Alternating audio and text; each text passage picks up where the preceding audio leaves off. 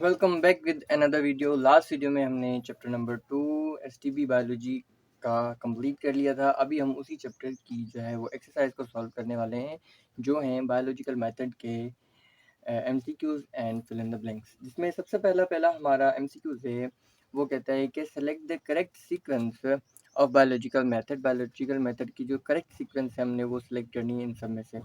सबसे पहले लॉ नहीं आता, ठीक है। अगर इनमें देखा जाए तो सबसे पहले लॉ नहीं आता। फिर कहते हैं कि हाइपोथेसिस, हाइपोथेसिस के बाद थ्योरी, नहीं ये भी गलत है।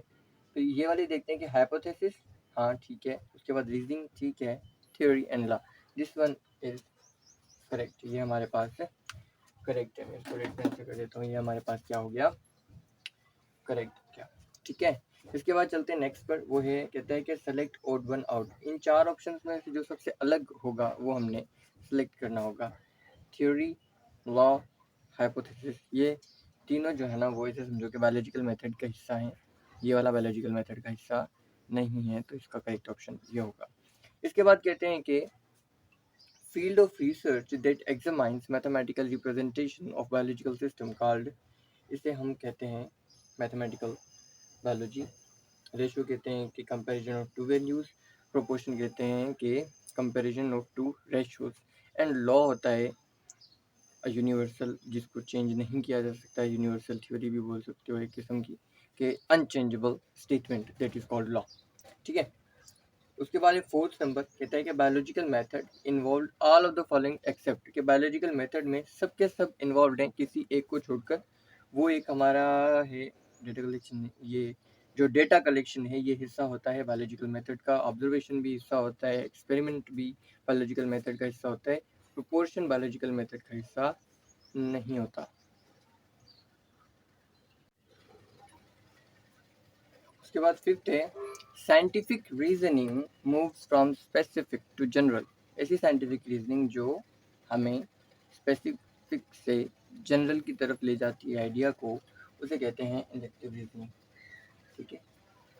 क्वांटिटेटिव ऑब्जर्वेशन, सिक्स्थ है, quantitative observation is the use of. Quantitative observation में हम किस चीज़ का इस्तेमाल कर सकते हैं? सेंसर का करते हैं, इक्विपमेंट का करते हैं, गैस है या रेशो, ये चीज़ तो खैर अलग है।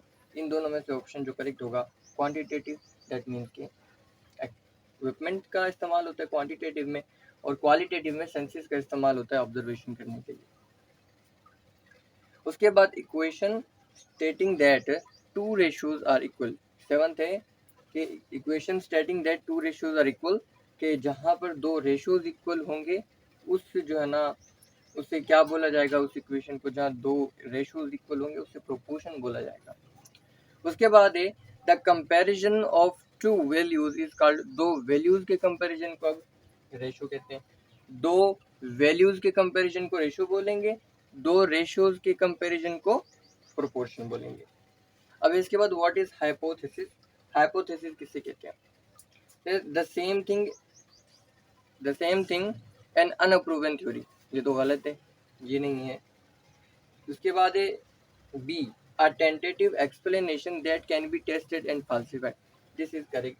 ये एक एक्सप्लेनेशन होती है जिसको टेस्ट किया जाएगा कि वो सही है या गलत है, ठीक है। इसके बाद है हमारे पास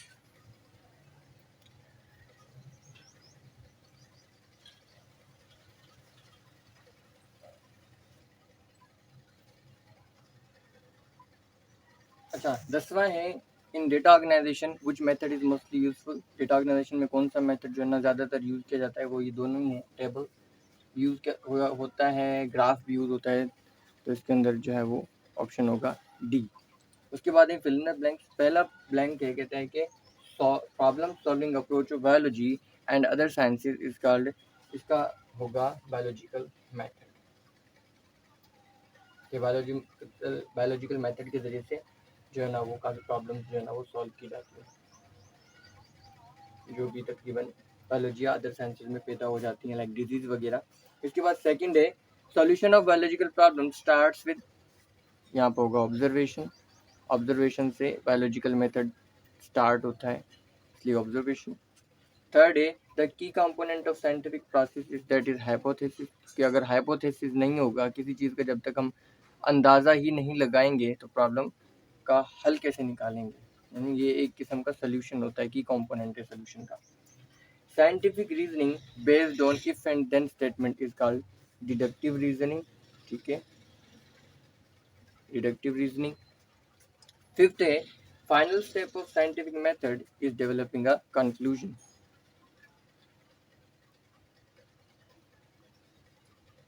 conclusion is the final step of scientific method या बायोलॉजिकल मेथड। ठीक है, the uniform and constant fact of nature is law और प्रिंसिपल।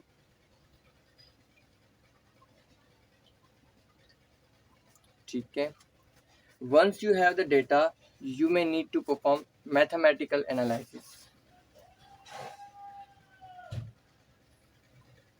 Mathematical analysis. उसके बाद आता है the equation stating two ratios are equal, that is called proportion. Ninth है the ratio is comparison of two values. ठीक है, last one है the cause of malaria is plasmodium. ठीक है, plasmodium is the cause of malaria. यहाँ तक होती है आज की हमारी वीडियो कंप्लीट, और हमारा इसके साथ साथ सेकंड चैप्टर भी कंप्लीट हुआ, और यहाँ पर हमारी सारी की सारी एक्सरसाइज भी हमने सॉल्व कर दी। नेक्स्ट वीडियो में हम इंशाल्लाह चैप्टर नंबर 3 को स्टार्ट करने जा रहे हैं। मिलते हैं इंशाल्लाह नेक्स्ट वीडियो में। अगर आप चाहते हैं कि मैं इसी तरह नेक्स्ट और भी अच्छी अच्छी सिंपल वीडियो करके बनाता रहूँ तो please like and subscribe my channel. ज़्यादा अपने दोस्तों के साथ भी शेयर करें। मिलते हैं इंशाल्लाह नेक्स्ट वीडियो में।